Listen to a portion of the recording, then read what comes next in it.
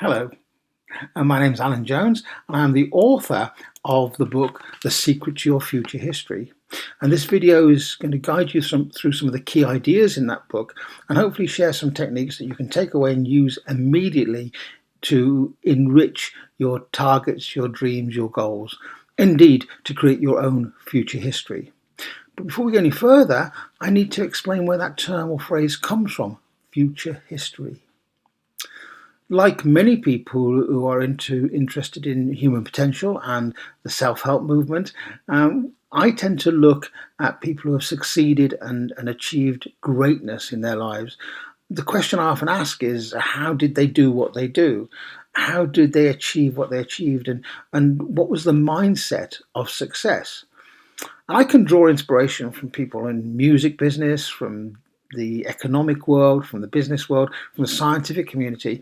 And I also draw inspiration from people that are in the sporting world. No, I'm not a sporty person, but I can look to see the achievements of sports people and I can be amazed at how they continually strive to improve their best, to be better than their best. And that is quite a thing, isn't it? Not just to know that you're good at something, but to seek to become better than your best. And one gentleman that I remember seeing on television as a youngster was a boxer. Now, I don't like violence in any form, and so it's rather odd that a boxer should resonate with me. However, this particular boxer did. And you will know the boxer as Muhammad Ali. But he was born Cassius Marcellus Clay in 1942. He was a man of strong opinion that polarized the public. Not only was he a great boxer, but he was actually a social activist. He stood up for a black rights movement, he was involved with Malcolm X, and he worked towards this idea of equal rights, equal opportunities. And the boxing was the way that he got his message through about achievement. Now, as an amateur boxer, his sporting record was pretty amazing. 100 wins and 5 losses. The wins included his Olympic gold in the 1960 Olympics in Rome. Upon turning professional, he quickly created a record of 19 fights with 19 wins, and 15 of those fights were through knockouts. He defeated Sonny Boy Liston to become the heavyweight champion of the world in 1964 when he was only 22 years old. That's a heck of a set of accomplishments, isn't it? Now, there's 3 things that stand out from Muhammad Ali's life. One, for a heavyweight boxer, he was pretty nifty on his feet. He was nimble. In fact, his saying was, floats like a butterfly, stings like a bee. The second thing was that I think he had perhaps the greatest personal mission statement ever. I am the greatest. Now that could sound like an idle boast from a lesser person, but this man backed that boast up with hard work and a regime that actually ensured that he was at the peak of physical performance when he was performing. He also coined a phrase that I think is very interesting. When he was asked about his ability to predict fights, to the round and sometimes to the minute, because that's what he did, he would actually taunt his opponent by saying, you're going to go down in round 3, and invariably it happened. What was going on? Well, when the press asked him, he told them, it's because I've got a future history. Just think about that for a moment. It's a future history, seeing it as if it's already happened that way. And when some members of the press turned around and said to him, but you didn't win all your fights, did you? He simply turned around and said, that's because the other guy had a better future history than me. That's amazing. It's amazing for a number of reasons. One, it is about the ownership of success. And if he didn't, and he wasn't successful, didn't win his fight, then he said, okay, the other guy worked harder and deserved it. So what could we learn from Muhammad Ali's idea of future histories? Well, that's what this book is about. And that's what this video is about in a way. Now, before I go any further, I need to tell you something quite important, that this actually could be classed as a self-help book.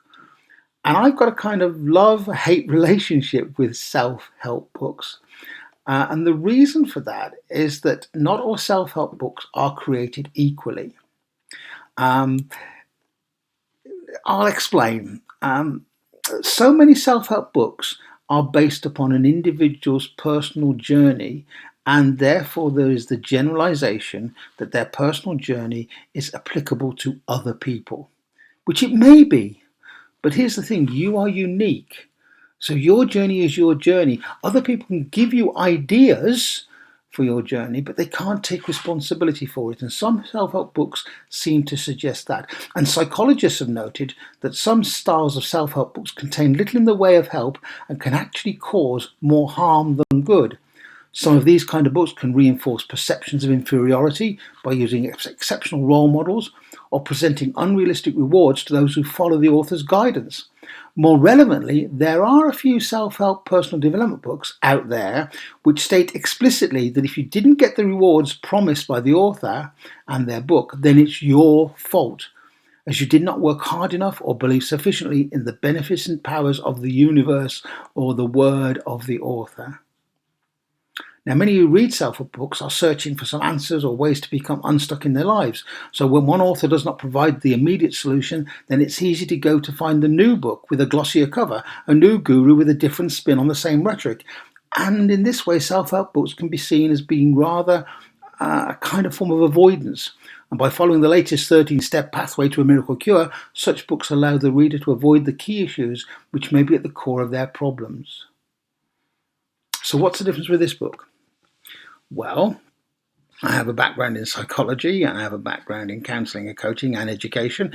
And the techniques I'm suggesting in this book, I have discovered evidential support from the research community that actually says that this stuff does work.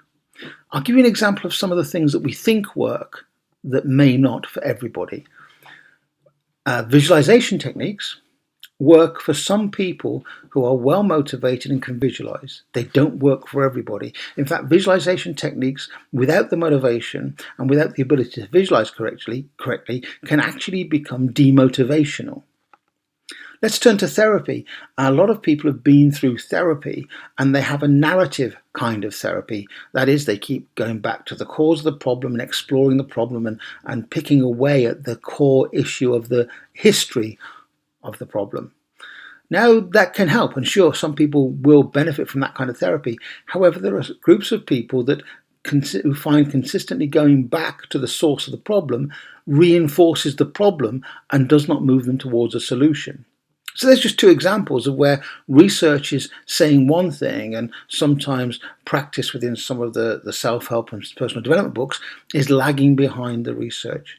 So the things I'm offering in this book and on this video are backed by research, and if you choose to purchase the book, or if you've got the book, you look on the back pages, I tell you where that research is from and what the findings were.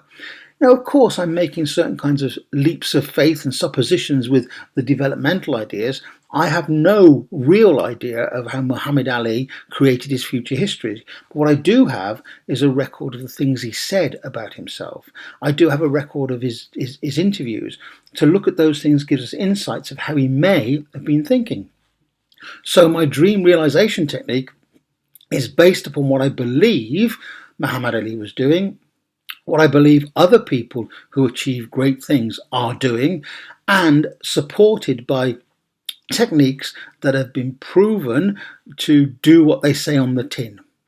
And actually, in some cases, to turn a visualization technique, which is kind of like questionable for some people, not all people, some people, to turn it into a total visualization technique. That subtle difference makes a world of difference in the application. So that's what this book is about, that journey towards your future history and taking with it some of the lessons from Muhammad Ali and other thinkers and some of the lessons from psychology and neuroscience. I hope you can enjoy the journey.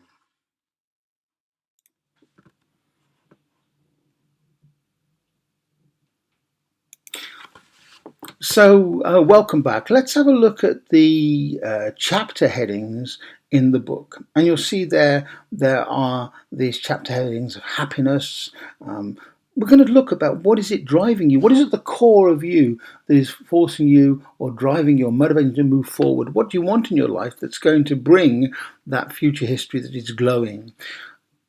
Your stories, your past stories, will influence the way you think about what you are capable of achieving. We're going to look at motivation. What is it that's driving you forward? How is it that you can energize yourself to move from where you are now to where you want to be in your future?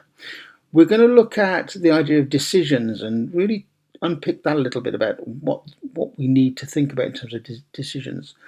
The next chapter is rather odd because it's called shifting. Now, shifting for me is the total sensory perception part of the dream realization technique. This is the linchpin around which everything else hangs, as you'll see later on.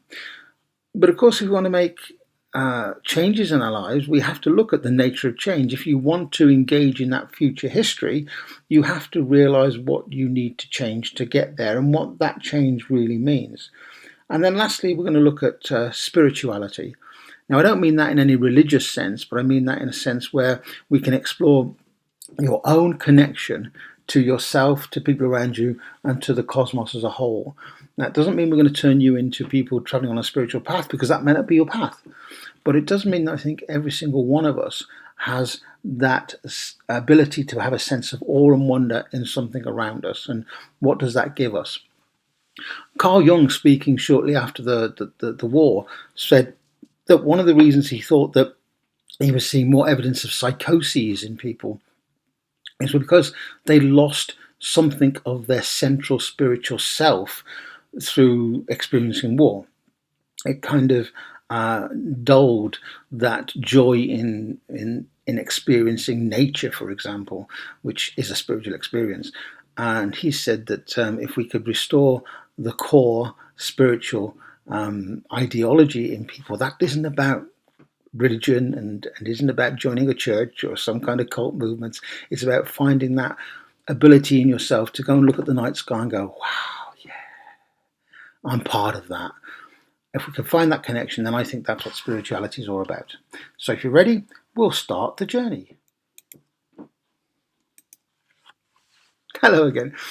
Let's start with a quote. The reason people find it so hard to be happy is that they always see the past better than it was, the present worse than it is, and the future less resolved than it will be. Interesting quote. And starting with happiness as a core idea, where the book starts and where our journey is going to start, means that I want you to reflect upon what it is that you want from life. What is it that makes you happy? It was the Dalai Lama that said that happiness is not something that you have, it's something that you give. That's really interesting, isn't it? What is your concept of happiness right now? And I'm making the assumption that happiness is important to you, because if I was to go outside right now and I find 100 people and say, what is it you want out of life? A vast majority of those people would turn around and say, well, I want to be happy. But what is it to be happy? Is happiness a thing in and of itself, or does happiness come from something else? Now, the psychological answer to that is that happiness actually comes from something else, and we'll look at that in a moment. But for now, just ask yourself, your future history, the things that you want to aspire to, what are they for? Are they to bring you a better job, a better relationship? Are they there to bring you more money? Are they there to give you a better house?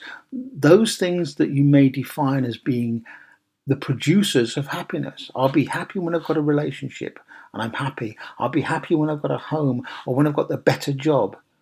And the strange thing about those things is that by having them, actually the fear of not having them or losing them takes away the happiness you may have for having them in the first place. It's a rather bizarre thing, isn't it? And so I'm asking you to consider happiness right now. What is it that makes you happy? And what is it that you can do to move towards that happiness? Now, there have been some very interesting studies about happiness. Now, one of those studies was they asked groups of people to identify their level of happiness. Now, happiness is a subjective thing, so it is measured on a subjective scale. And then to keep track of their levels of happiness whilst doing various tasks and over several weeks and several months. The idea being that if people started to engage in a practice that made them feel happier, then they would actually record higher levels of happiness over time. It kind of makes sense, and although it's a subjective measure rather than a real measure, we can't sort of objectively measure happiness, it's a personal experience, it would give a sense of people feeling they were doing things that made them feel happier in the long run, or didn't make any effect on their levels of happiness, or in fact were detrimental to their levels of happiness. And one of the things that they discovered was that people who went out to buy things that did the retail therapy stuff tended to have an immediate sense of, yeah, I've got that brand new shiny thing, I really wanted it, to suddenly becoming aware that the thing that they wanted to get they thought would bring happiness wasn't as shiny anymore. They'd reflect on how much they'd cost, or how much it cost, how much they'd spent on it. So buying things in these surveys didn't prove to bring anybody any happiness. In fact, it showed a decline in happiness when people splashed out on buying things from themselves. Now, psychologists call this the hedonistic treadmill. The fact that when we buy things because we think they make us feel happy, we end up not liking those things that make us happy because they make us less happy in the long run. What the research did show, however, is people who went out and bought experiences that they shared with other people actually marked and monitored better levels of happiness over time. Now that kind of makes sense, isn't it? You go out you splash out on a meal with some good friends and have a great time. You have an experience. You spend the money on the experience rather than the thing, and all of a sudden the emphasis on what it is that reminds you of who and what you are and what you're doing with your life becomes more focused. But there were some better ways that the researchers found to maintain and improve a level of happiness. And these have been known for a long time. But now we've got the evidence to suggest that they really do work. The first involved 3 sets of people who were asked to go out during the day and at the end of the day record just a list of things they remembered from the day. The second group were asked to record all the things that happened to them during the day, the specific sort of pinpoints in the day where things had happened. And the third group of people were just asked to record things they felt grateful for. Now, all 3 groups were asked to use a journal, and they did so. And it's no surprise, is it? The people who actually simply recorded key highlights from the day didn't measure any improvements or detriment to their happiness over time.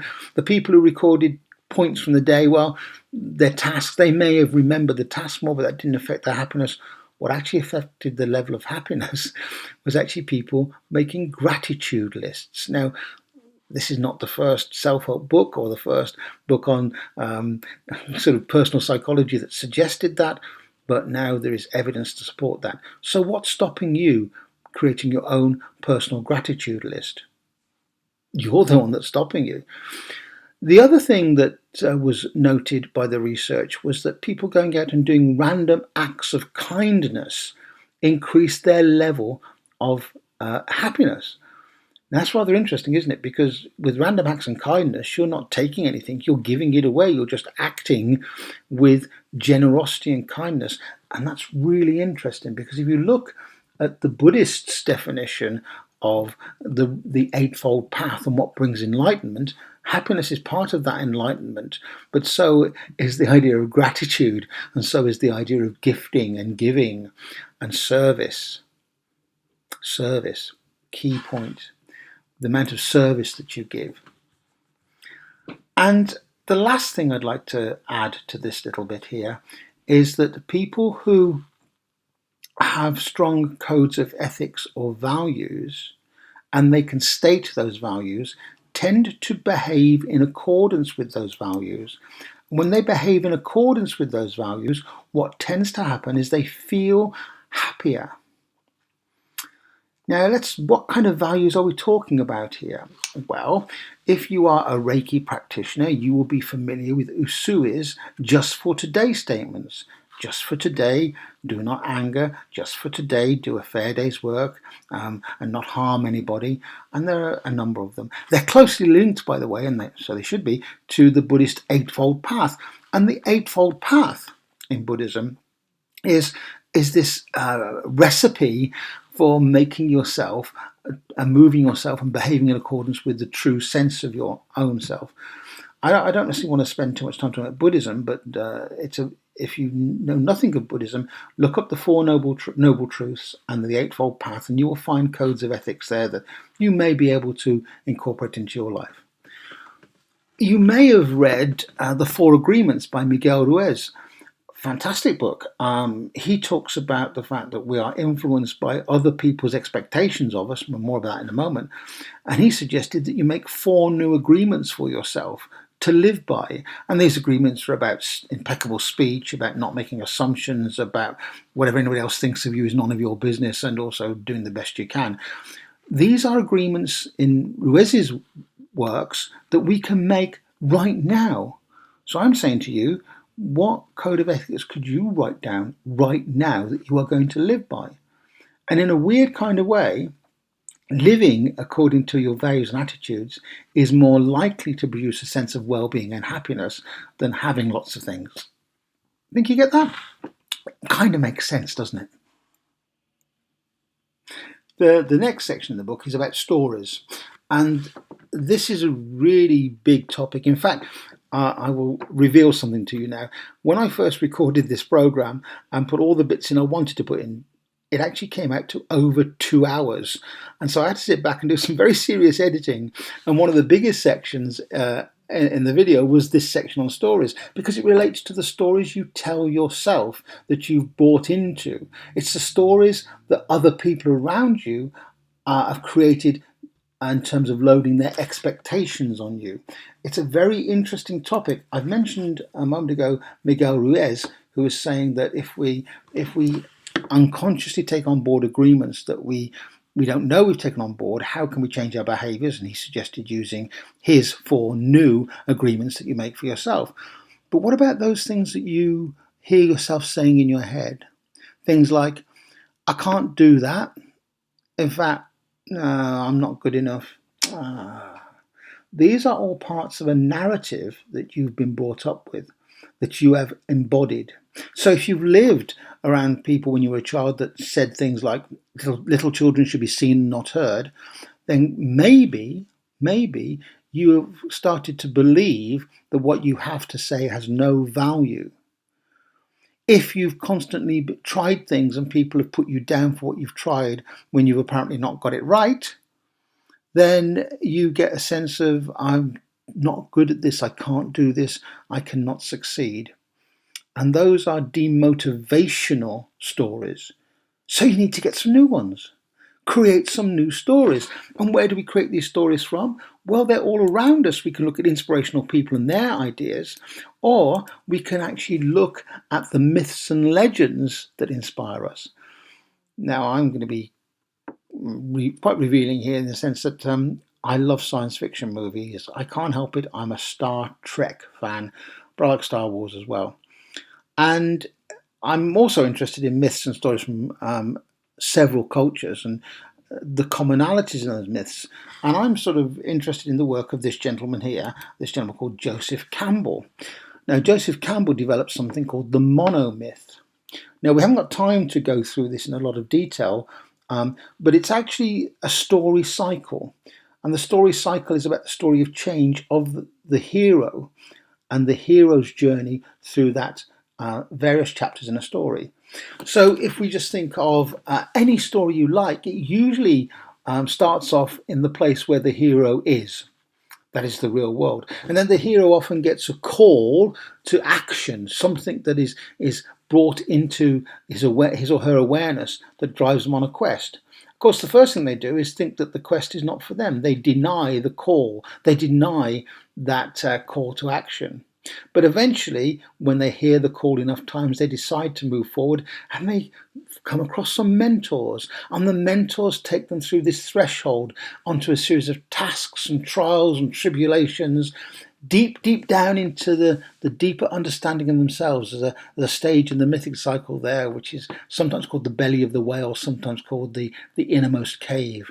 That's what Jung would have called meeting your shadow.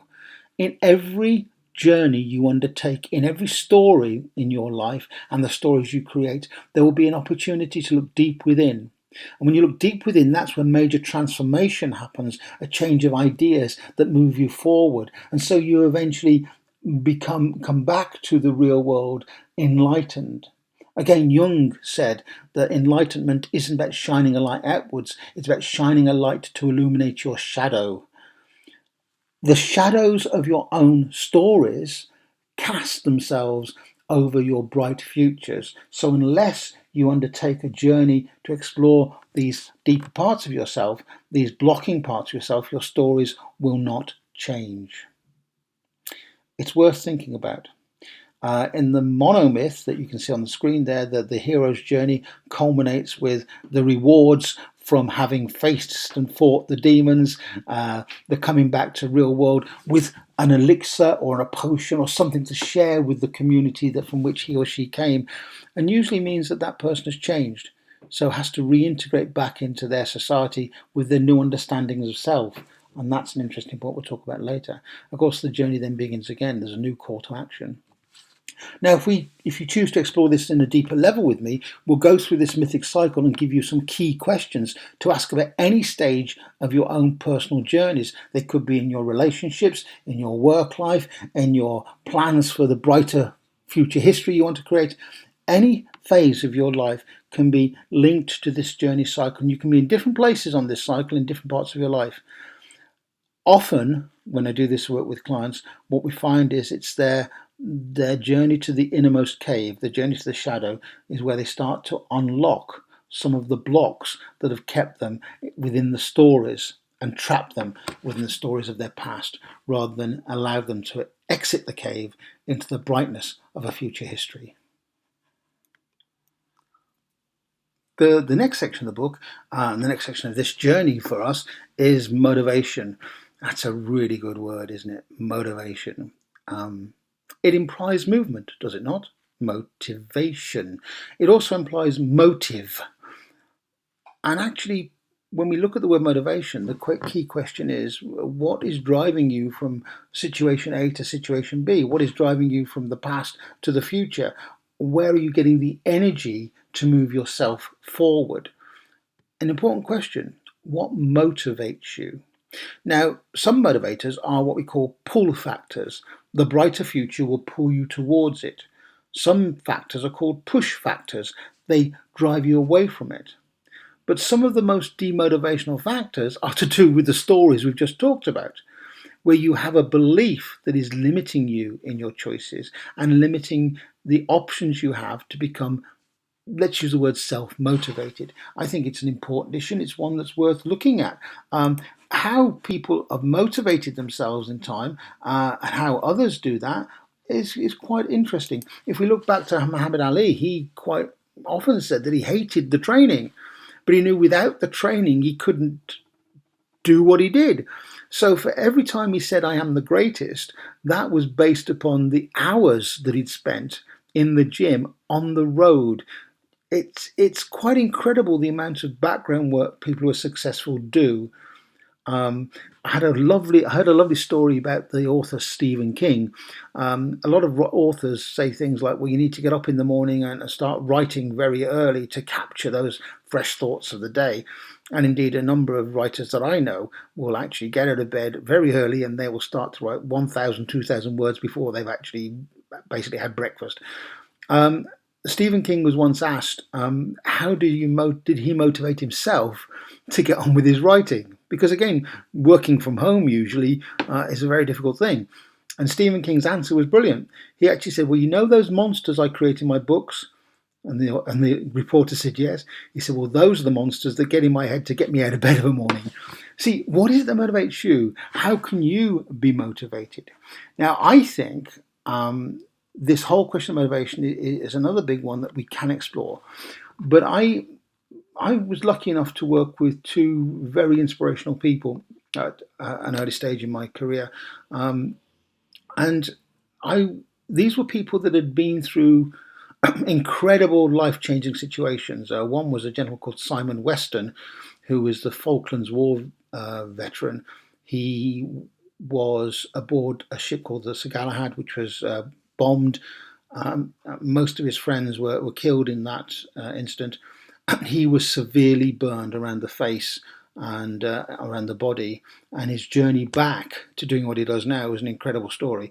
Another gentleman that I ended up speaking to and being on platform with once was a gentleman called Talon Skeels Piggins, who was a gentleman that was a sportsman that actually had a car accident that left him paralysed, and his journey back to where he was and is now is inspirational, and those stories are in the book. But through looking at those and other people, I've come up with this thing that I've called the 5-step motivation model. And it goes something like this. In order to become motivated, you need to accept that something is going to change. That's the point of the call to action in the monomyth we saw earlier. And then you have to realize that there are things that you can control and things that you cannot control within that change. Psychologists talk about high locus of control people and low locus of control people. High locus of control people take total responsibility for everything that is within their domain. Low locus of control people make it other people's problems to solve their problems. There are some issues with those two sort of broadly spaced ideologies.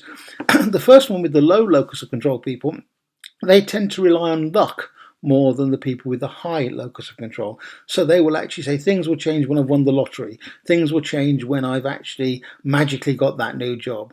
High locus of control people will not trust to luck. They will make things happen. The problem with high locus of control people is sometimes they try to take control of things that they cannot control.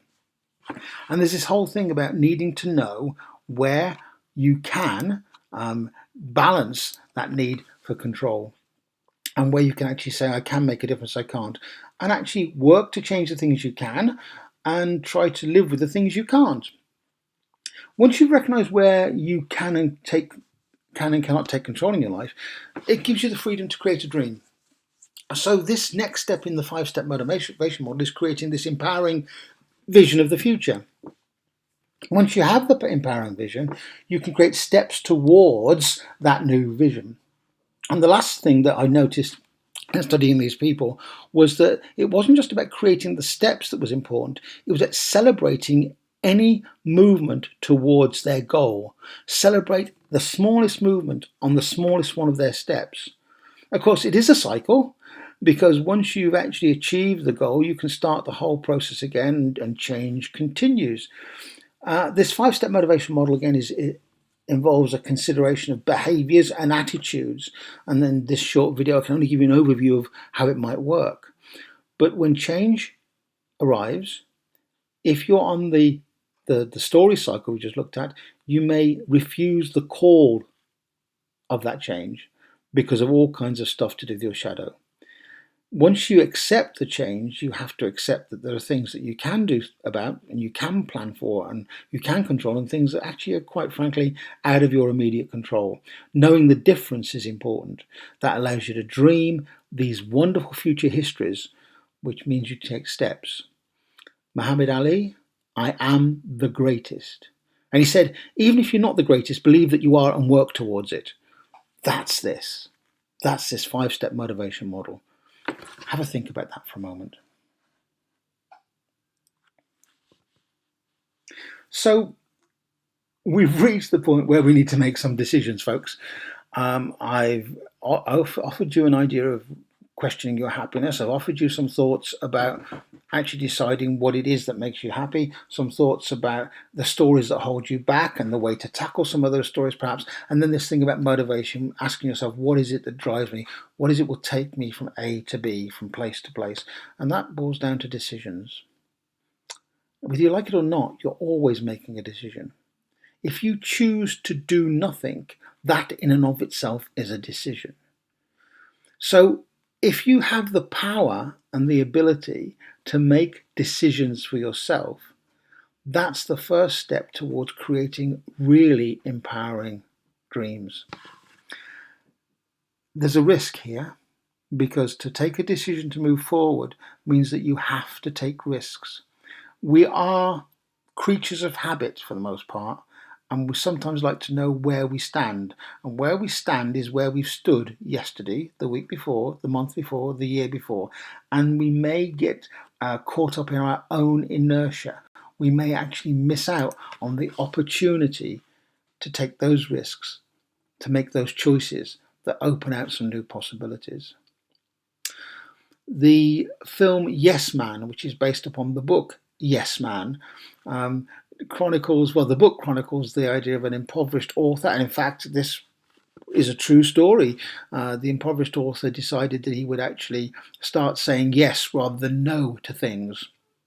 And what happened in the author's life was he took himself out, was offered to go for a cup of coffee, rather than saying, no, I haven't got the time, I can't do it. He said yes, which opened out an opportunity that he could say yes to again and yes to again. And in fact, when he diarised or journaled those yes decisions, it turned into a book, which turned into a film. Incredible story. What are you saying no to because of your own inertia? What can you say yes to, and where might that lead? Now, I know this is an area that you're going to have to say, I've got to step out here. I've got to actually try something different. But if you're not strong enough to make those choices and take those risks, you'll stay where you are. And I'm sorry to be so blunt, but that's the truth. The world, life will move over you and around you rather than you moving in flow with yourself and life. Take some decisions to act. Now, the decisions don't have to be great decisions. You don't have to suddenly commit to yourself to a life in a monastery, or life on a rugby pitch, or life working on, major IT software. It's not about that. It's about smaller things. From now, decide to do something different tomorrow. In the book The Luck Factor, Richard Wiseman, who is a professor of psychology at Hartford University, discovered that people who believed that they were lucky seemed to be more lucky. And that was about attention, the attention that was given to people and situations. So if people were lucky, for example, they actually were not so risk averse. They noticed things in the environment. Now, cognitive psychologists really understand this notion of attention, what we pay attention to. And I have a saying which says that emotion goes where attention flows, and vice versa. Attention goes where emotion flows. So if you make a decision to act, your emotions are connected to that decision, and your attention will go with that decision, and maybe some new things will become possible. You decide to buy a brand new car. It's a car that is unlike anyone you've had before. You've decided to buy a lime green Ford of some description, and you have never had one of those cars. And you haven't seen many of those cars around. So you buy that car, drive it off the garage forecourt, and all of a sudden you see lime green Fords after lime green Fords. That's not because the universe has manifested those things for you. Oh, on the contrary, it's because you have told yourself to pay attention to lime green cars, especially Ford cars. So your unconscious mind goes, I'll start looking for them because they're interesting. And because they're interesting, your emotion goes there, and then your attention goes. So you start to notice more lime green cars than ever before. Your freezer breaks down and it's got your month's food in that freezer. What's the first thing that happens? You start to remember where you've seen special offers and deals on freezers, because now you need the freezer, because now your attention goes to finding those offers for freezers. What happens if you decide that your future history deserves your attention?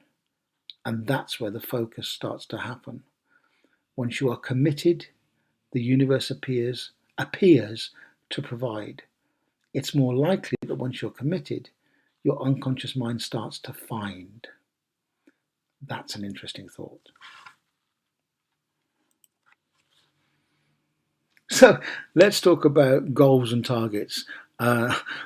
I'm smiling because I've read so many books that say, a goal is a dream with a deadline.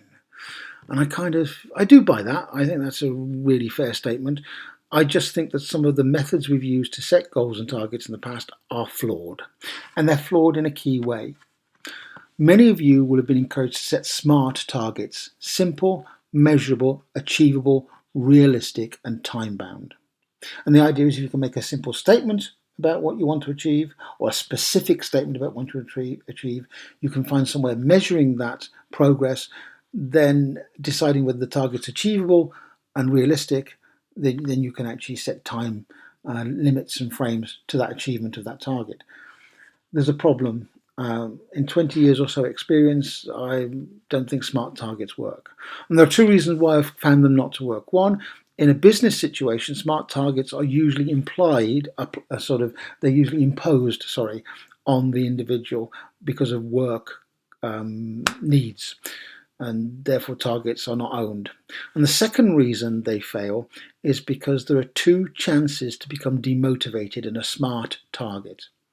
See, I could say to you, I want to enter and win the London Marathon. That's a very simple statement of what I want to achieve. And of course, it's measurable, isn't it? The measure is that I enter the marathon, I do the distance, I get my medal, and and I win. And now I come to the next bit. Is it achievable? Well, to be quite honest, I'm not sure I could actually walk 2 miles, let alone run 26. And then I get to ask myself, well, is it realistic? Now I'm doubly demotivated. And is it time bound? Well, what's the point? Because I can't do it. And I actually get into a cycle of inability to create targets that move me forward.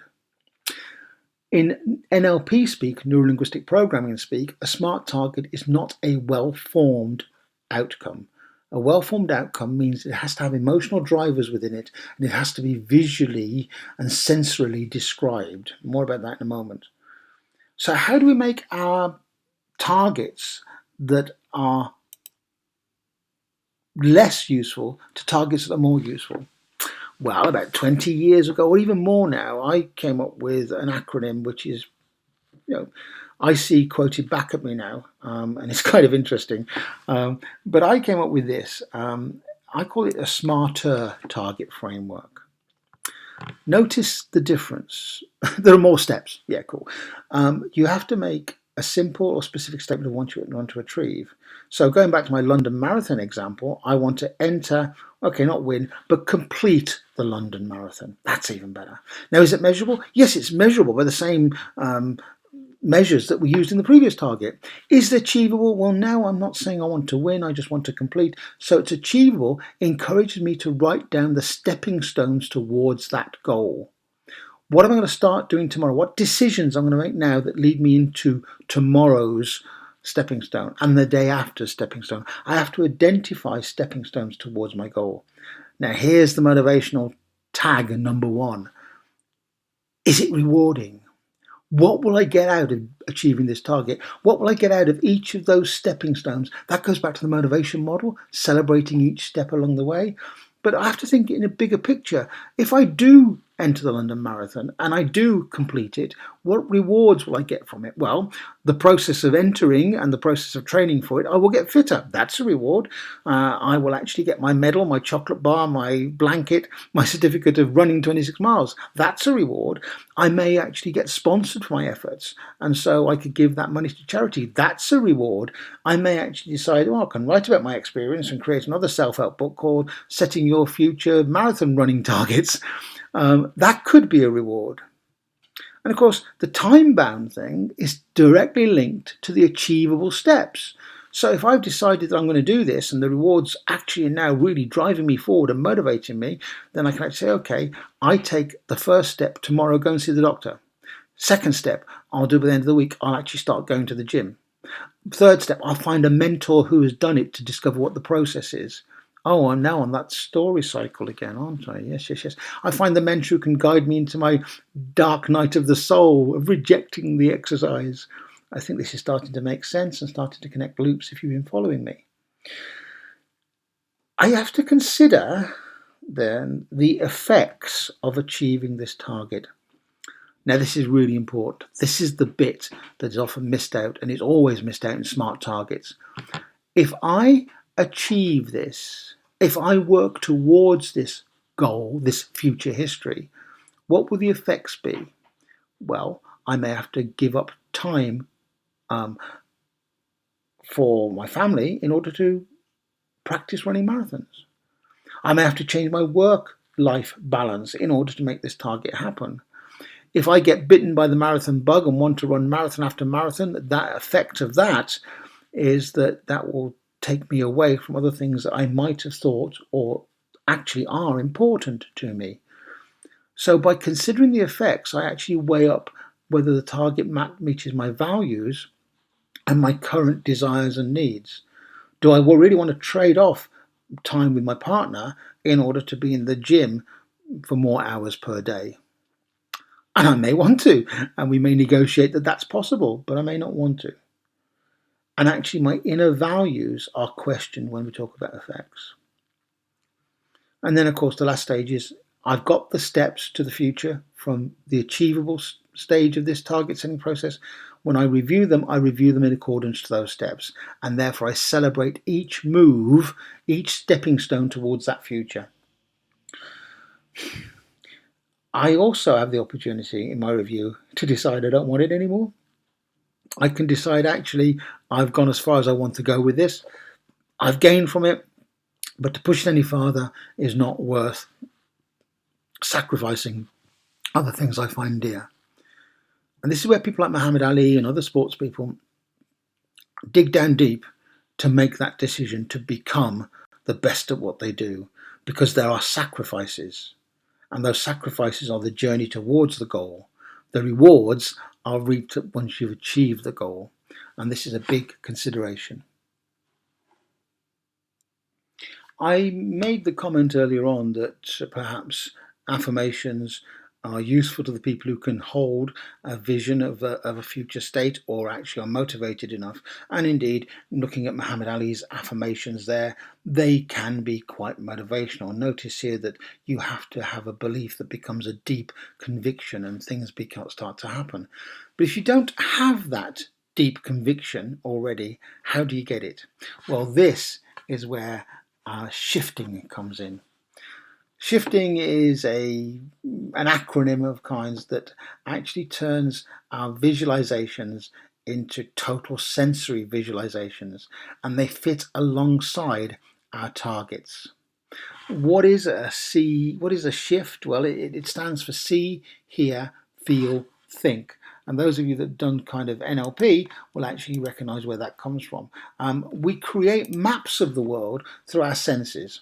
The world inside our head is not the world out there. We transform meaning and create meaning from what we see, what we hear, what we feel, what we touch, what we smell, what we taste, our known senses. But we create strong internal maps through what we see, what we hear, what we feel, and what we think. So I could ask you right now, and if we had more time, it would really become powerful to you, but can you think of a time when you were feeling really, really successful, really, really motivated? Can you think of a memory of that time? Describe what you saw. Was it in color, black and white? Was it moving? Tell me the kind of sounds you were hearing. What words were you hearing that were describing that moment? How were you feeling? And this is the key one, actually. How were you feeling? Where were you feeling this? What color were you feeling this? And then lastly, thinking, what were you saying to yourself? This shift framework allows you to build compelling sensory models of the target you set with a smarter target. So once you've achieved your goal of crossing the line in the marathon, what would you see happening? Describe it in everything you would see. You visualize it. Then you actually have the sound component. What would you hear? What would people be saying? What would your friends be saying to you? What would you be feeling apart from very, very tired? What are the things we're feeling inside? Would be a sense of success, elation. What color is that sense of elation and success? And then lastly, what would you be saying to yourself? Because actually, visualizing the target through all these senses creates a map in your head of the target as if it's already happened. Get it? It's really cool. So you create an internal map in the same way of your target, of your future history, in the same way that you create an internal map of the reality outside everyday life. You just work at it a bit more. A number of years ago, I was working in a school where the teachers asked me to work with a group of teenage boys who were underachieving, and I went in to see these teenage boys, and I said to them, what are you here to see me about? And almost all of them turned and said, well, we've got low self-esteem. And I said, okay, so what does that mean? And they meant that they said, well, it means we're not very good at anything. Interesting. They must have taken the word self-esteem from what they'd heard teachers say and created their own story about self-esteem, meaning that they were not very good at anything. So I did 2 days of work with these lads, turning, first of all, their self-talk around, turning their story around, and then giving them smarter targets to aspire to, and looking at the behaviours that stem from the descriptions of smarter targets and this shifting technique. Quite successful, really. The head teacher came in and saw that these lads were being transformed by the exercises we were giving, and decided that he wanted one of the lads to stand up at assembly and talk about what we'd been doing. Now, I don't know how you'd responded to that, but there is that famous book, And Death Came Third, which says that death is the third most feared thing, and giving a presentation, especially in front of your peers, is the scariest thing. So this particular lad was very nervous about the whole thing, as you can imagine. He was going to stand up in front of 200 of his fellow students and tell everybody what they'd been doing with Dr. Jones for 2 or 3 days. I couldn't talk the head out of it because the head insisted that it would be good for the boys, So on the morning of the assembly, I took the lad aside, who was white as a sheet and very scary, and I said to him, look, can you think of somebody that would do this really well? And he thought for a moment and said, yeah. I said, don't tell me who it is, but I want you to see them doing it right now. I want you to see how they stand. I want you to see how they're breathing. I want you to see what their posture's like. I want to see where they're looking and how they're holding people's gaze. I want you to see everything about that person's physiology. Then I said, I want you to hear the words that he's saying, the kind of phrases that person is using to describe the experience of the last 2 days. I want you to use the words, hear the words he would use and hear how he's saying them. And I want you to hear what you think people might be saying back to him about his ability to stand up front and deliver. And then I said, I want you to connect to what you think this person might be feeling. Now, actually, all of this is an hallucination. We're making it up, but here's the news, guys. We're making up so much stuff in our head anyway. Why not take control of it? But I said to this lad, why don't you actually sort of feel how he would feel? And he described how he thought this person would be feeling. And then lastly, I said to him, now can you actually just run through what you think this person would be saying to themselves while they're actually delivering, and when they've actually delivered and it's gone down really, really well. So I sat there, and it took no more than 10-15 minutes to do this. And we went on to the assembly. The boy sat on the stage, on the platform. When he was called forward, his whole demeanour changed. He took a deep breath in and strode forward to the front of the stage and delivered an eloquent summary of what the work we've been doing with a clear voice, with no mumbles, no stutters, nothing, just delivered this. In fact, his delivery was so astonishing that his peers that were in the audience, who could have scoffed, sat there open-mouthed. Is this our friend? Some of the teachers who hadn't seen the lads during the course were amazed at the transformation. And of course, when he finished his talk, he went back to his chair and kind of collapsed into himself. He got a great round of applause. And I took him aside after the assembly and said, now, can you tell me who you were thinking about, who was delivering that speech? And he said to me, I was thinking of my sergeant major because I'm in the Army Cadets. So he'd used a model of his sergeant major to deliver the talk at the assembly. But here's the clever thing. I said to him, okay, it wasn't your sergeant major that delivered that. It was you. Can you close your eyes? Can you see what you were doing? Can you hear what you were saying? Can you hear what people were saying about you? Can you notice how you were feeling and notice what you were saying to yourself? We'd taken an experience and turned it into a resource that gave him more confidence for future engagements of the kind. Powerful stuff. Powerful stuff. So this brings us on to that word change. This is a biggie. When I was a teenager, I came across a saying that said, you can't jump into the same river twice. And I thought, what?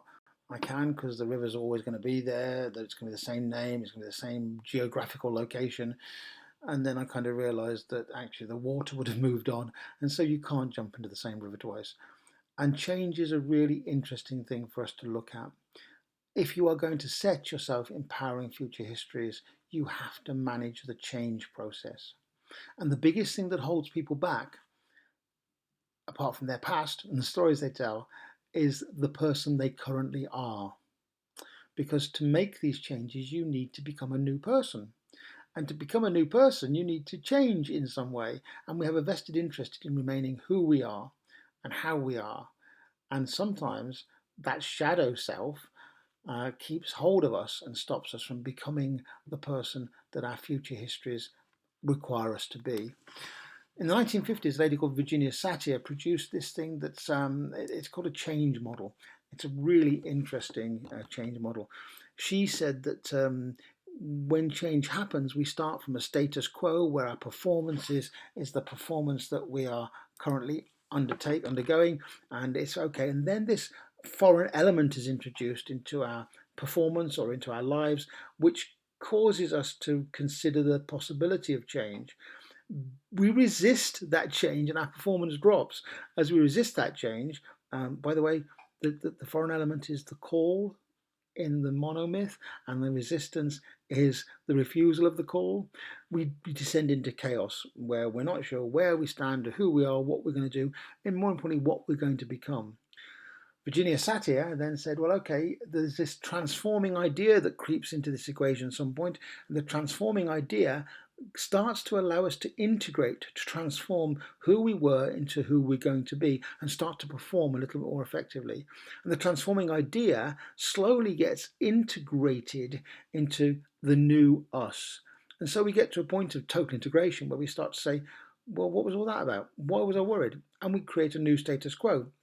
Of course, the reality is that the new status quo at some point will have another foreign element introduced, which will take us into resistance to change, and the whole cycle goes around again. It's an important thing to think about, because if you are resisting a change, ask yourself, what would happen if I embrace this change? What about this change am I actually resisting? Interesting thoughts.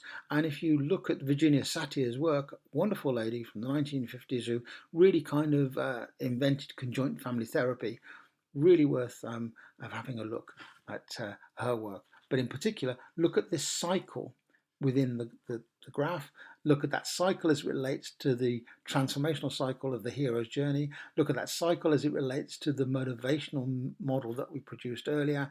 Can you see how they link and overlap? And the most important thing is they generate questions that you can ask yourself about how you can move forward and have that bright, empowering future history.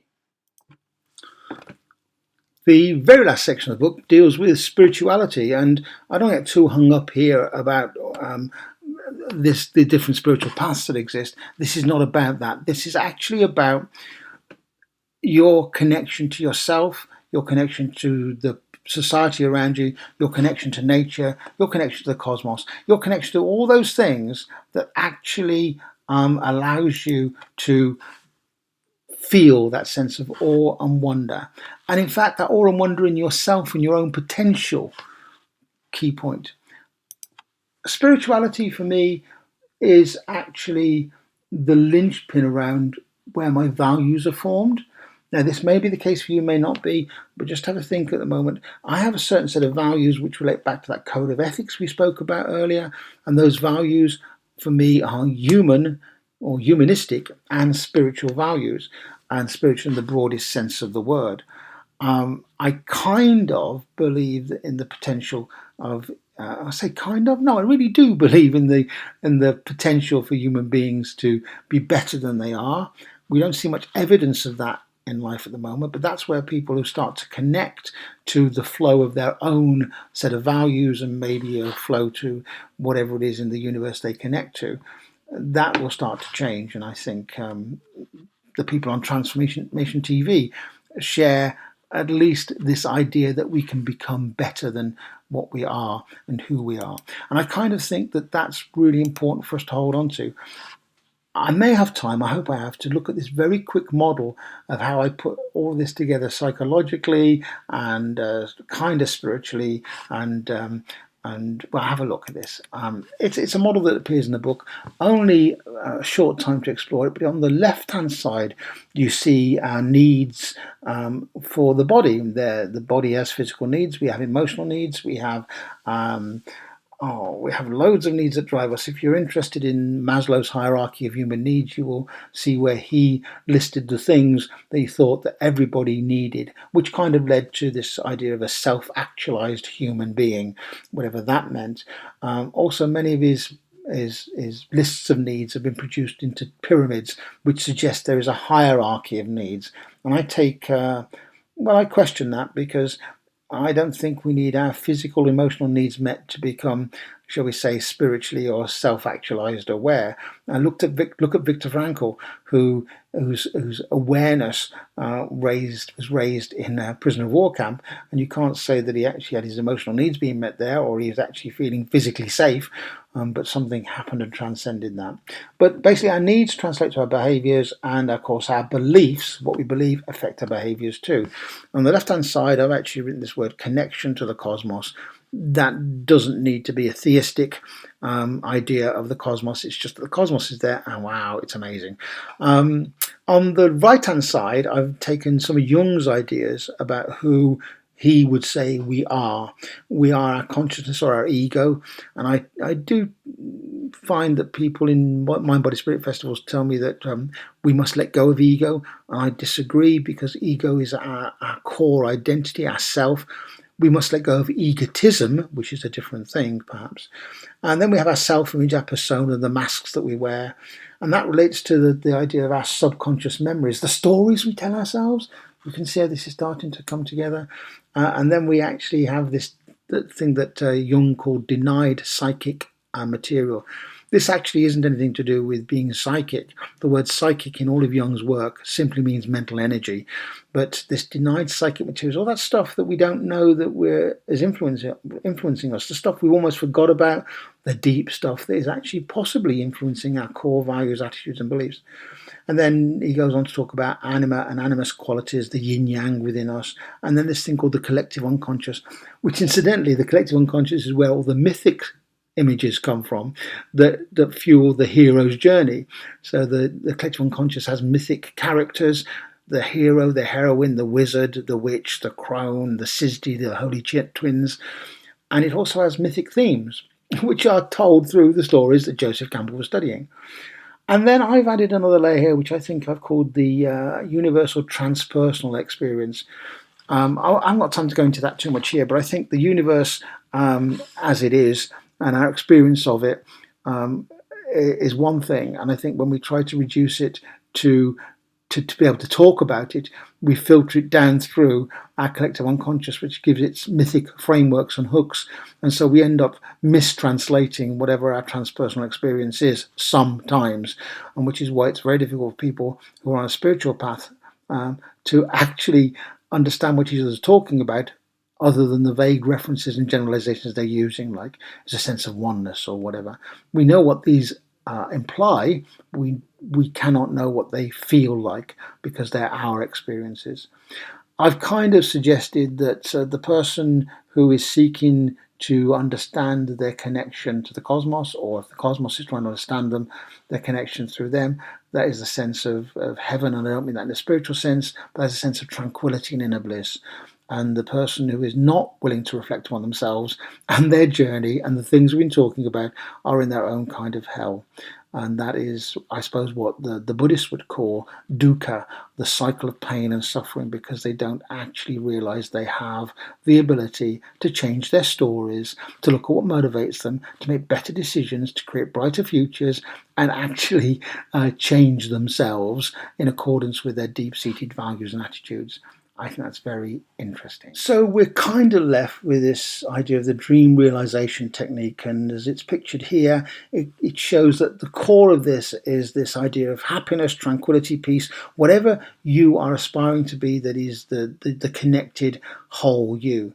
And then we've got the steps around it, which are the stories that we tell ourselves, how we're motivated. It's to do with the decisions that we make. It's to do with the ability to shift experiences to create future histories that are compelling and propelling, to manage change, and actually then to deal with the spiritual connections that we have. So if I actually look at a quick summary here, these are some direct tips. To promote happiness, engage in random acts of kindness, develop a personal code of ethics, buy experiences, and keep a gratitude journal.